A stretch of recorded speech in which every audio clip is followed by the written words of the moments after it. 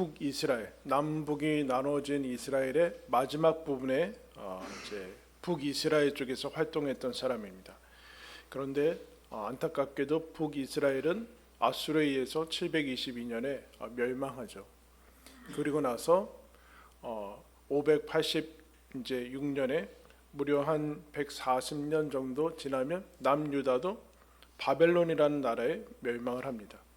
그리고 나서 그러니까 이제 우리가 호세아에서 한 300년 뒤로 가면 이제 느헤미야라는 사람이 나오는데 이제 느헤미야가 무너진 그 예루살렘 성전이 아니라 성벽을 다시 쌓으면서 예루살렘 성벽을 재건하면서 포로에서 이제 다시 돌아온 사람들의 삶을 이제 다시 회복하는 그 사람으로 하나님께 쓰임 받은 사람 중에 이제 한 명입니다. 그러니까 이스라엘이 남북도 다 망하고 포로로 잡혀갔고 이제 그 이후에 이제 돌아와서 어떻게 보면 이스라엘 역사에 이제 구약 성경의 마지막 부분에 해당하는 부분을 이제 감당하는 부분이 이제 느헤미야입니다. 그런데 느헤미야가 이제 예루살렘 성벽을 쌓으면서 예루살렘에서 이제 포로에서 돌아온 사람들의 삶을 회복하는 그 중요한 역할을 했기 때문에 이 말씀을 통해서 우리의 삶뿐만 아니라 우리가 서 있는 곳에서도 느헤미야와 같은 그런 회복의 역사가 있기를 바라면서 함께 살피도록 하겠습니다. 느헤미야가 이제 1절에 하가랴의 아들 느헤미야다. 그러면서 아닥사스다 왕 제20년 기슬로엘에 내가 수상궁에 있는데 여러분 1절 한 절 읽었는데 하가랴도 모르겠고 아닥사스당은 또 뭐고 기슬로엘은 뭐고 수상궁은 뭡니까? 여러분 이거 듣기는 쑥 읽잖아요. 모르는 단어가 너무 많이 나왔어요. 이제 요새는 좋아서 인터넷 치면 바로바로 나오는데 어쨌든 이런 상황이 있는데 느헤미야가 있다가 느헤미야는 지금 예루살렘이라는 유대 나라에 있지 않죠. 유대 나라는 이제 국호가 이제 사라졌는데 이스라엘이란 이제 노예 출애굽하기 전에 이스라엘 사람들을 애굽 사람들이 뭐라고 불렀습니까? 히브리인이라고 불렀어요. 애굽 사람과 구별하기 위해서 히브리인이라고 불렀는데 이제 출애굽한 다음에 광야에서 이제 있을 때는 애굽 그 이스라엘이라는 명칭을 쓰죠. 하나님께서 12지파를 통해서 이스라엘이라는 나라를 쓰다가 그 다음에 남북으로 나뉘어져서 밑에 남유다와 베냐민 지파로 어떻게 보면 약한 민족이죠. 저 위에 10개 지파가 있고 밑에는 유다가 있습니다. 그래서 그 다음에 바벨론으로 다 포로로 잡혀간 이후에 거기에서 모든 이방 민족들이 다 섞여서 사는데 이 사람들을 뭐라고 부를 것인가 해서 유대인이 거기서 나옵니다. 유대인이라는 명칭은 원래 있던 것이 아니라 히브리인 그리고 이스라엘 그러다가 유대인 그러다가 이제 그것이 예수님 오신 다음에서도 유대인으로 이렇게 불리게 되죠. 유다인입니다. 원래 유다인. 그런데 이 느헤미야는 유대인의 혈통이라고 할 수는 있지만 유대에 살고 있지는 않습니다. 그런데 어느 날 갑자기 고국에서 이제 고향에서 돌아온 사람들이 그 이제 형편을 얘기를 하죠. 2절 말씀 보시면 내 형제들 가운데 하나인 하나니가 두어 사람과 함께 유다에서 내게 이르렀기로 내가 그 사로잡힘을 면하고 남아있는 유다와 예루살렘 사람들의 형편을 물은즉 그들이 내게 이르되 사로잡힘을 면하고 남아있는 자들이 그 지방 거기에서 큰 환난을 당하고 능력을 받으며 예루살렘 성은 허물어지고 성문들은 불탔다 합니다.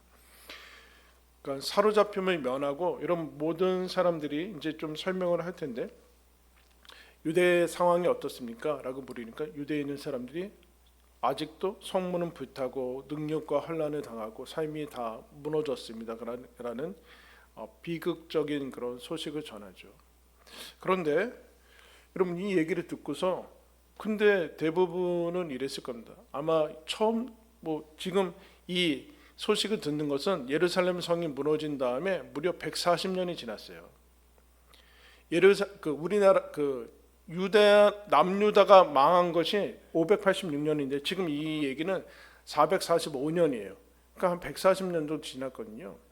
여러분 150년도 지났는데 무슨 감각이 있겠습니까? 뭐 그래서 어땠다는 거냐? 뭐 이렇게 나올 수 있죠. 근데 그게 뭐 어쨌다는 거야? 라고 얘기하시는데 그게 왜 그러냐 봤더니 여러분 그 예루살렘 그 유다가 그 북이스라엘은 아수르에 의해서 망했는데 아수르 다음에 아수르가 북이스라엘을 점령한 다음에 그 배경을 좀 설명을 해야 됩니다. 그래서 남유다까지도 이제 침공하려고 갑니다. 뭐 히스기야 이럴 때 다 침공하는데 신기하게도 하나님께서 히스기야 뭐 그런 유다도 역시 힘이 없는데 아수르 그 강대국에 의해서 강대국이 그냥 전염병과 이런 것을 해서 아주 이제 지고 돌아가요. 그때 이제 바벨론이라는 신흥 강국이 일어나고 있었는데 아수르가 남유다 쳐들어왔다가 그냥 지고 그러다가 그 틈을 이제 이용해서 바벨론에 정비를 해서 이제 아수르뿐만 아니라 남유다까지도 이제 계속해서 압박해 들어갑니다. 그런데 처음부터 바벨론이 남유다한테 와서 침공해서 다 멸망시키는 것이 아니라 계속해서 보내서 너희들 우리한테 무릎 꿇어라, 조공 바치고 우리가 하라는 대로 해라, 그렇게 요구를 하죠. 처음부터 죽이진 않아요.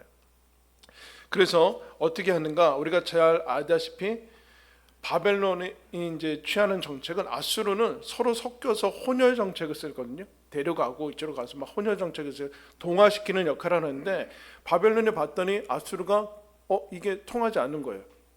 그래서 바벨론은 철저히 바벨론화 시키려고 합니다. 모든 식민지 그 국가들을. 그래서 첫 번째로 하는 것이 시범 정책으로 이제 1차로 다니엘과 세 친구 그 사람들 그 10대 아주 총명한 사람들을 데리고 가서 바벨론화 시키는 교육을 시키죠. 그게 1차 포로입니다. 1차 포로로 잡혀가는 거. 그게 BC 다 기원전 얘기죠. BC 605년 이렇게 얘기하는데 그로부터 7년 있다가 2차 포로를 잡아갑니다. 거기에 포함된 사람이 에스겔이에요. 유다 말기에 유다에서 예언했던 사람은 예레미야고 포로로 잡혀간 상태에서 거기에서 예언한 사람은 에스겔입니다. 그때 1차 때가 아마 성공했다고 생각했는지 모르지만 2차 때 엘리트들 그 사람들한테 가장 도움이 될 만한 수많은 엘리트들을 한 10,000명 정도 싹 데려가요. 그런데도 예레미야가 계속해서 너희들 바벨론한테 항복해야 된다. 그러자 아무도 말을 듣지 않죠. 전 매국노라고 그렇게 하면서 말을 듣지 않자 처참하게 그로부터 이제 12년 있다가 예루살렘 성은 아주 비참하게 흔적도 남지 않고 다 멸망합니다. 그때 바벨론이 어떻게 하는가? 예루살렘 성에 그동안 아무 땅이나 그런 것이 없었던 사람들 빈민이 너희들한테 이거 땅 경작해라 하면서 싹 데려가요. 예루살렘에 있던 사람들을. 이게 3차 포로로 잡아가는 것. 그런데 여러분 586년에 이제 남유다는 망하고 그 전에 3차 포로로 다 잡아가서 이미 바벨론에 많은 사람들이 살고 있는 상황이죠. 그러다가 어떻게 되는가? 여러분 바벨론이라는 나라가 망해요. 놀랍죠? 바벨론이라는 나라가 한 30년 있다가 어느 나라에 망하는가? 메데 바사, 이제 성경에 이렇게 되는 페르시아. 여러분 그렇게 얘기해요. 강남에 그 어떤 분이 그래요. 여러분 우리나라의 워싱턴 거리 뭐 아니면 도쿄 거리 있습니까? 그럼 뭐 무슨 거리 있어요? 이제 우리 뭐 율곡로 이런 거는 있지만 근데 강남에 뭐 있어요? 테헤란로가 있죠. 테헤란이 어디에? 이란. 1970년대 이란이 우리나라에 와서 수교를 맺을 때 테헤란로 이란에 그리고 그 이란에도 서울로가 있대요. 테헤란의 이란인데 이란의 전신이 페르시아인데 그 페르시아가 어느 정도 위력이 있었는가? 바벨론을 여러분 정복합니다. 그 영원할 것 같던 바벨론이 조금 있으면 멸망을 하게 됩니다. 그런 다음에 바벨론에 의해서 바벨론이 멸망당하고 메데 바사가 페르시아인데 왜 메데 바사라고 하냐면은 우리도 통일되기 전에는 도시 지역 국가로 해요. 아테네 뭐 이제 그렇게 여러 가지 그리스가 그런 것처럼 페르시아도 페르시아 하나로 통일 국가고 있지 않았고 메대와 바사라는 나라 그 도시 국가가 제일 강력했는데 나중에 이 페르시아가 다 이제 통일 왕국을 세워서 바사라는 이름으로 바꿉니다. 그래서 페르시아 왕국이 이제 진행이 되는데 처음부터 너무 힘들었죠. 어쨌든 1차, 2차, 3차로 포로로 잡혀갔어요. 그 와중에 놀랍게 바벨론이 망해요. 영원할 것 같던 바벨론이 망하면 그 다음에 하나님께서 약속하셨듯이 고레스라는 사람에 의해서 포로 귀환을 선포합니다. 고레스가 좀 친화적인 사람이라서 니네 돌아가려면 돌아가라. 다 지원해 줄 테니까 돌아가라.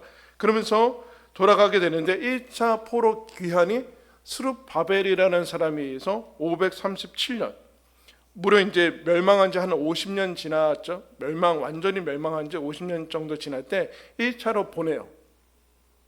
그게 이제 에스라에 나와 에스라 이 바로 앞에 있는 에스라서에 있는데 히브리 성경에는 에스라서와 느헤미야를 한 책으로 봅니다.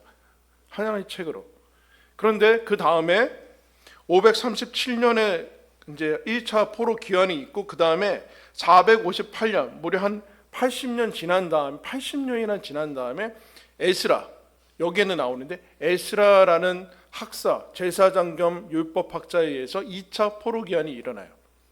그리고 14년 후에 오늘 우리가 읽은 느헤미야를 통해서 3차 귀환이 일어나요. 그러니까 3차로 잡혀갔다가 1차, 2차, 3차로 다시 귀환하는데 느헤미야는 마지막 3차에 해당하는 사람입니다. 여러분 무슨 얘기를 하고자 하는 걸까요? 시대가 바뀌었어요. 남유다를 멸망시켰던 바벨론은 흔적 없이 사라졌고 페르시아라는 강대국이 왔어요. 왕도 페르시아에서만 고레스, 다리오 여기 성경에 나오는 것. 그 다음에 중간에 캄비세스라는 사람이 있는데 여기에는 성경에 등장하지 않으니까 처음에 고레스라는 사람이 있었고 그 다음에 성경에 나오는 건 다리오. 다리오는 이제 성전 건축을 다시 재승인해 주는 사람이 이제 나오는데 그러다가 우리가 아는 에스더의 남편인 아하수에로 나오다가 그 다음에 오늘 우리가 읽은 아닥사스다. 그것도 아닥사스다 왕이 20년이 됐다. 그럼 시대가 바뀌었어요. 시대가. 기슬로월은 유대력으로 9번째 달이에요. 9번째 달. 우리도 여러분 정월 뭐 이렇게 얘기하잖아요. 정월. 그런데 유대력에 있어서 시작은 아비벌, 니산월 이렇게 얘기하는데 시작은 봄이에요. 봄부터 시작하고 그러니까 양력으로 3월부터 시작하는 거죠. 이때가 유대력의 1월이에요. 유대력의 9번째가 기슬로월이에요. 기슬로월. 그러면 양력으로는 11월, 12월 겨울에 해당합니다. 그래서 페르시아에는 이제 넓은 땅이니까 추울 때 그리고 여름 때 사용할 수 있는 왕궁을 세우는데 수상궁이라는 것은 겨울에 주로 쓰는 궁입니다. 자, 여기까지 대충 됐죠? 시간이 너무 많이 지났어요, 여러분. 아니 그게 아니라 예루살렘이 망하고 유다가 흔적 없이 사라진 게 너무 많이 지났어요. 그 예루살렘이 황폐되고 뭐 그런 게 좀 무슨 너무 시대적이고 동떨어진 거 아니에요. 지금 시대는 페르시아의 시대입니다. 더 나아가서 공간을 보면 예루살렘 성과 수상궁은 여러분 지금도 어느 정도인가 예루살렘 성과 수상궁은 1500km 떨어져 있는데 여러분 우리나라에서 1500km 떨어진 데가 있어요? 없죠. 육로로는 없잖아요. 우리나라는. 남북 합치면 몇 킬로예요? 1500 안 될걸요? 갈 수가 없어요. 1500km인데 거기는 폐허고 여기는 왕궁이에요. 별로 차이가 너무 많이 나죠. 거기는 폐허고 예루살렘 성이라는 뭐 옛날에 있지만 벌써 150년이 지나고 뭐 한참 지났는데 거기가 뭐 다윗이 활동했던 무슨 예루살렘이고 그런 느낌이 어디 있어요. 시간적으로 너무 많이 지났고 또 공간적으로 너무 많이 길어요. 여러분 1500km를 거기 그때는 걸어갔을 거 아니에요. 여러분이 걷는 속도가 어느 정도 될 것 같아요? 이런 빠르게 군인들이 걷는 게 1시간에 4km예요. 군인들이 아주 진짜 행군하듯이 걸으면 4km거든요. 그러니까 우리는 한 3km밖에는 속보로 한 3km 정도 걷겠죠. 3km 하루에 8시간씩 걸으면 24km는 걷겠죠. 그죠? 그렇게 해서 1500km 걸으면 얼마나 걸려요? 60 정도 나오죠. 하루 매일같이 걷는다고요? 천만에 매일같이 걸으면 여러분 죽어요. 그러니까 한 3-4달은 아무리 빨리 해도 뭐 3-4달? 한 5달 막 이렇게 걸렸을 거예요. 너무나 먼 거리죠. 느낌이 없죠. 별로 이게 나랑 무슨 상관이냐라는 생각이 들어요. 그리고 여러분 벌써 포로로 잡혀간 지 너무나 오랜 시간이 지나서 망한 지 벌써 150년 정도 너무 지났으니까 지금 여기는 여러분 느헤미야는 어디 출신이에요? 페르시아 시민권이에요. 여러분 벌써 이민 1.5, 2세대만 지나도 여러분 나라 말도 잊어버리고 다 그러는데 벌써 3, 4대, 막 5대 이렇게 갔어요. 그런데 느헤미야가 무슨 어떤 정체성이 있을 것 같아요. 나라는 이미 없고 그런데 이 소식을 들었을 때 원래 그 150년 전에 다 망했는데 뭐 지금 무슨 느낌이 있겠습니까? 그런 느낌이 별로 없다라는. 즉 시간적으로 거리도 그렇고 출생도 그렇고. 그럼 출생도 봅시다. 출생. 놀라운 얘기 있죠, 여러분. 1절 처음에 하갈의 아들, 하갈은 누굽니까? 모르죠. 느헤미야의 말이라. 여러분 일반 사람의 말이 성경에 쓰여 있어요, 여러분. 우리는 흔히 그런 생각들이 있죠. 뭐 제사장이나 종교 어떤 거기에 선교사나 어떤 거기에 쓰인 사람들이 성경에 쓰일 거라 생각하는데 그렇지 않고 일반 직장인이 쓴 사람이 성경에 쓰여져 있다라는 생각을 여러분 유념해야 돼요. 무슨 얘기인가? 평범한 사람이라는 거죠. 제사장도 아니고 뭐 그냥 평범한 직장인이에요. 외국에서 페르시아에서 태어나서 거기에서 어떻게 보면 잘 성공해서 승승장구해서 가장 높은 술 맡은 관원에 술을 맡았다 하니까 우리는 조금 느낌이 그냥 뭐 왕하고 술 마시는 사람인가 뭐 그렇게 하는데 그렇지 않고 독을 탔는가라는 것을 계속해서 하는 거기 때문에 결국에는 이 왕을 최측근에서 대면하고 보호해주고 그 왕정 내부를 모두 다 거의 관할할 수 있는 엄청난 권력을 가진 사람이죠. 요셉에서 나오잖아요. 술 맡은 사람하고 떡 맡은 사람은 그냥 뭐 셰프가 아니라 뭐 경호하는 사람과 비서와 모든 것들을 거기 생명을 건 거나 마찬가지이기 때문에 왕이 제일 신뢰하는 사람들을 이 사람으로 쓰게 됩니다. 제일 높은 사람이죠. 유대 출신도 아니고 나는 여기서 태어났고 엄청 오래 지났고 지금 뭐 나 유대인이라고 하는 것도 그렇고 그런데 성공한 사람이고 왕궁에서 일하고 그리고 또 일반인이고 멀긴 너무 멀고 이미 망한지 뭐 새삼스러운 것도 아닌데 그런데 여러분 환난과 능력과 성문이 허물어지고 불탔습니다 라는 거에 여러분 어떻게 나올 것 같아요? 피부에 와닿지 않은 자리에 와 있어요. 여러분 우리는 이제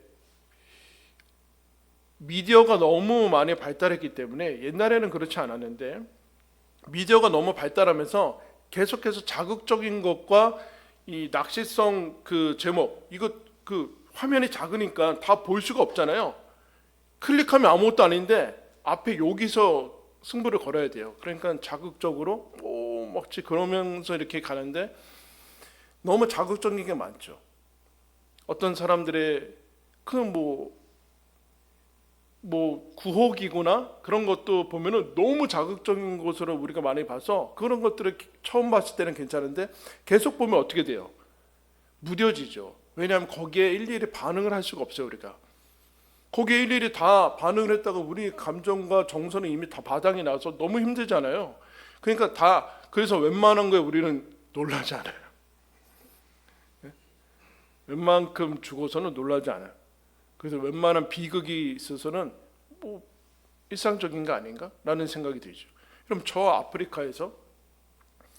아프리카에서 아이들이 먹을 것이 없어져 죽고 엄마 부모님들에 의해서 에이즈 그냥 걸려서 죽고 마실 거 없어져 죽고 하는 것에 우리가 여러분 매일 옵니까?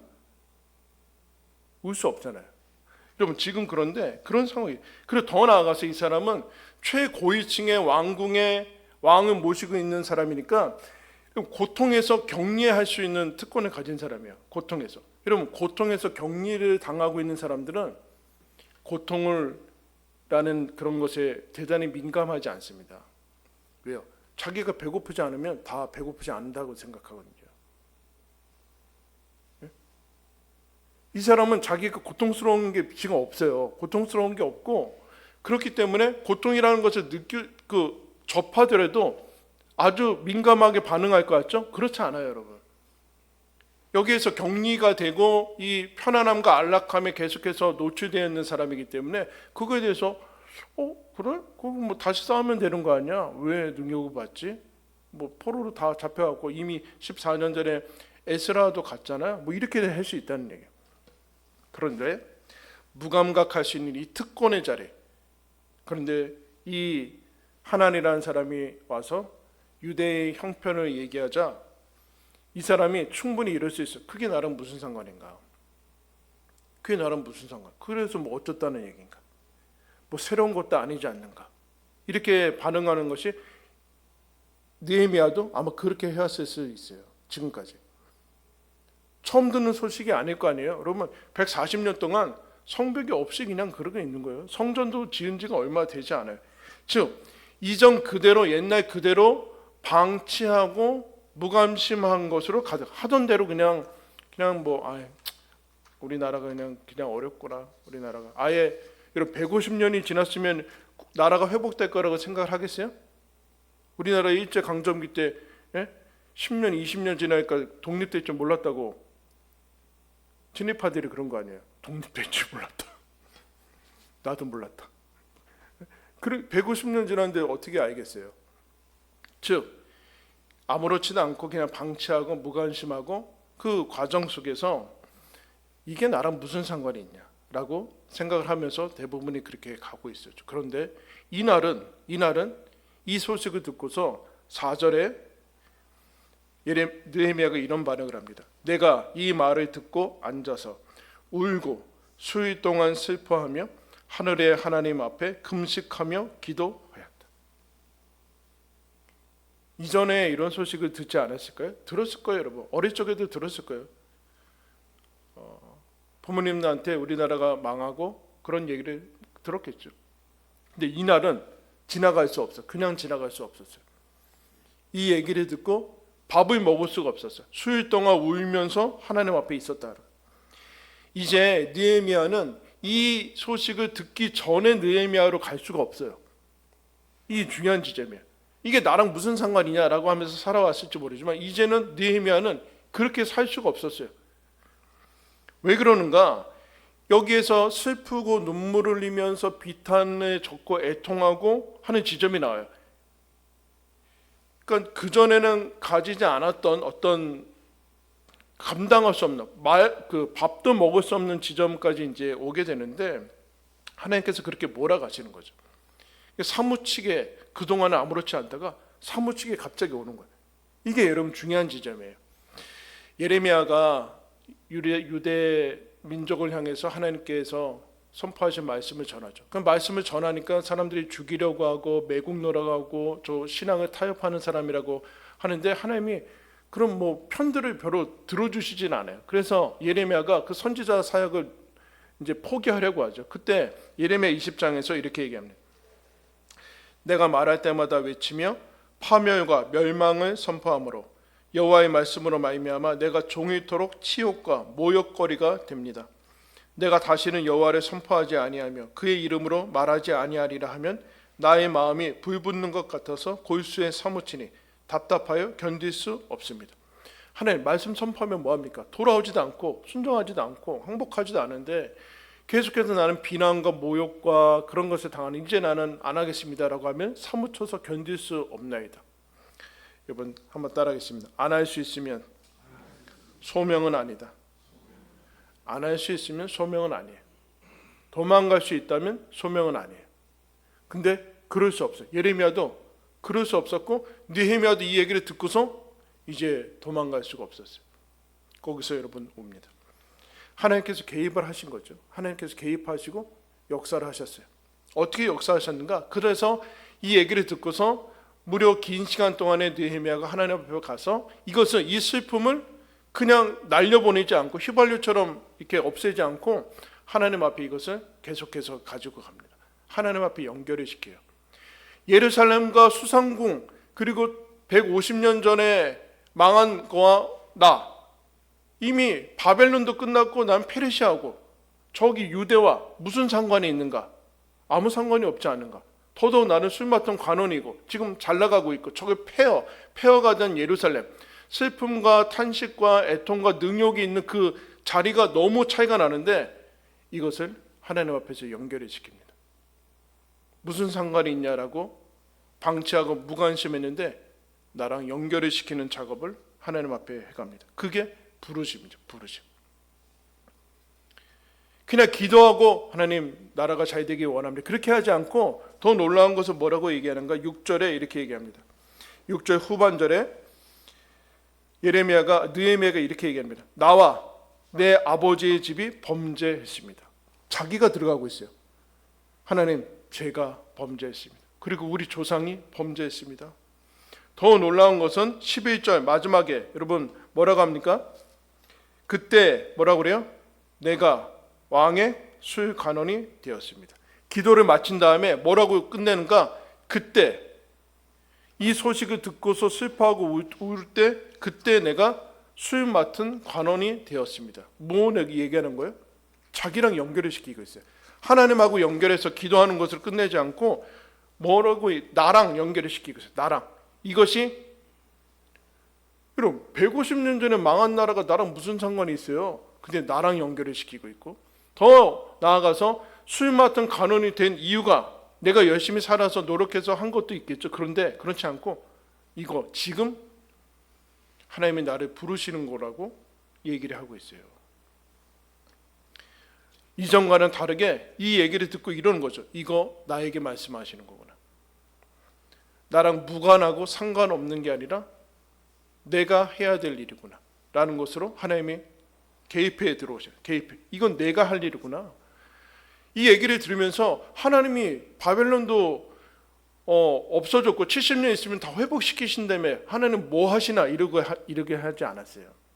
하나님께 기도하면서 하나님 다 회복시켜 주신다며 왜 아직도 가만히 뭐 하고 계십니까? 그렇게 하지 않았어요. 그리고 이 얘기 들으면서 뭐 여태까지 느헤미야가 아무런 액션도 취하지 않았잖아요.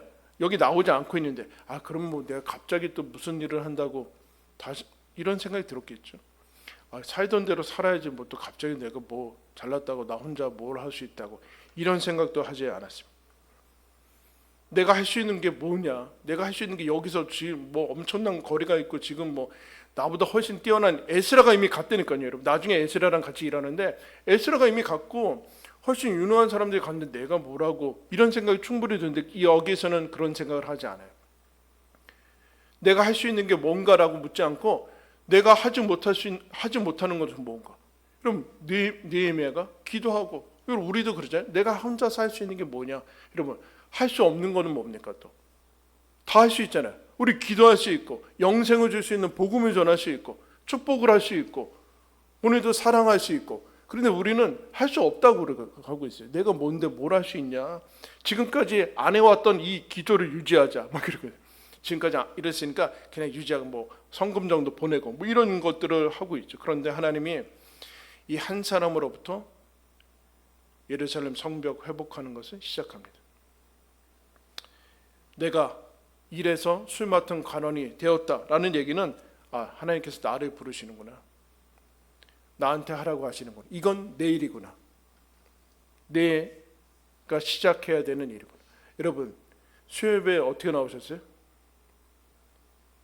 여러분의 예배라고 생각해서 오시는 거예요. 왜 안 올까요? 내 예배라고 생각하지 않은 거죠.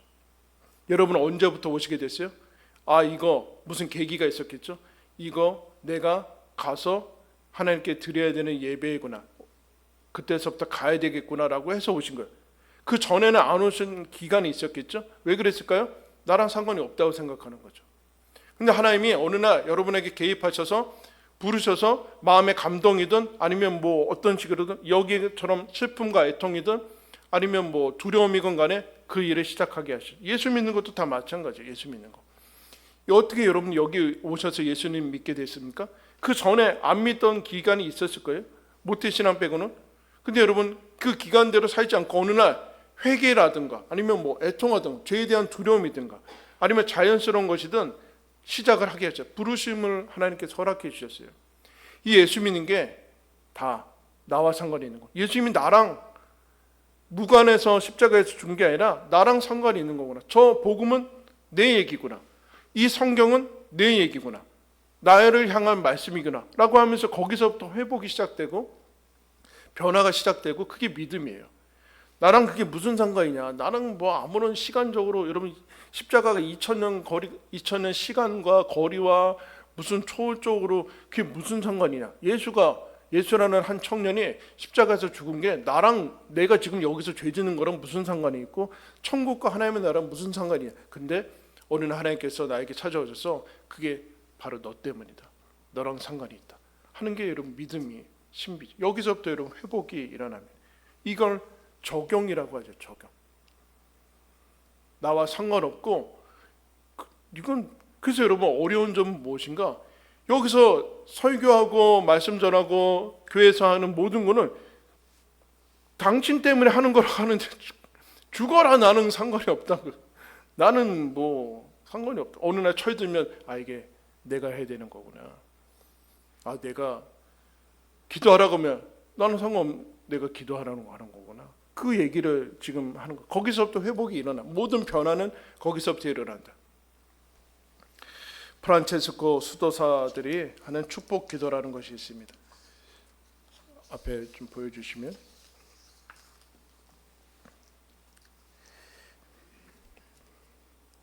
보이십니까? 제가 읽어드릴게요. 하나님께서 편한 길과 반쪽짜리 진리, 피상적인 관계를 불편하게 여기는 심령을 주셔서 마음속 깊이 침잠하는 사람을 살게 하시길 빕니다. 하나님께서 불의와 핍박, 인간에 대한 착취에 분노할 줄 아는 심령을 주셔서 정의와 자유, 평화를 위해 일하게 하시길 빕니다. 하나님께서 아픔과 거절, 굶주림과 전쟁으로 고난당하는 이들을 위해 눈물 흘릴 줄 아는 심령을 주셔서 기꺼이 손을 내밀어 세상의 고통을 어루만지며 괴로움을 기쁨으로 바꿀 수 있게 되기를 빕니다. 아울러 하나님께서 어리석음의 복을 주셔서 스스로 세상을 바꿀 수 있다고 믿게 하시길 빕니다. 그리하여 다들 할 수 없다고 생각하는 일들을 행함으로써 모든 아이들과 가난한 이들에게 정의와 사랑을 가져다 줄 수 있기를 기도합니다. 이 마지막에 하나님께서 어리석음의 복을 주셔서 스스로 세상을 바꿀 수 있다고 믿게 하시기 바랍니다. 다 세상을 바꿀 수 없다고, 다들 할 수 없다고. 느헤미야도 그랬겠죠. 느헤미야 주변의 사람들이 100년 넘게 지났어. 뭐 어떻게 하겠다는 거야. 아무도 할 수 없고 나는 할 수 없고 다 안 된다고 하는데 이 어리석은 마음을 주셔서 바꿔나가는 것을 봅니다. 하나님이 부르심에 응답해서 기도하고 그 부르심에 응답하는 사람, 그 한 사람으로 인해서 세상은 바뀌고 또 하나님의 부르심에 내가 이건 내 부르심이구나 라고 응답할 때 내 삶이 여러분 바뀌게 됩니다. 하나님께서 저와 여러분을 신자로 그리스도인으로 부르셨습니다. 성경에 기록된 모든 약속은 모든 저와 여러분들에게 해당되는 약속입니다. 그 약속을 내 것이라고, 이건 나와 관계가 있고 하나님께서 나에게 허락하신 약속이라고 붙들고 여러분 우리가 하나님 앞에 살아가고 뜻을 행할 때 아픔과 슬픔과 능력과 성문이 불타고 어렵고 불모지였던 그 땅과 그 모든 모습들이 회복되어지는 역사를 느헤미야를 통해서 한 일반 직장인을 통해서 보여주고 있습니다. 여러분 이것이 모든 성경과 말씀이 나를 위한 것이다. 나와 상관이 있다. 하나님께서 내일이다 라고 부르신 그 부르심에 하나님께서 찾아오시고 말씀하실 때 응답해서 회복되는 역사를 누리시기를 예수님의 이름으로 축원합니다. 기도하겠습니다.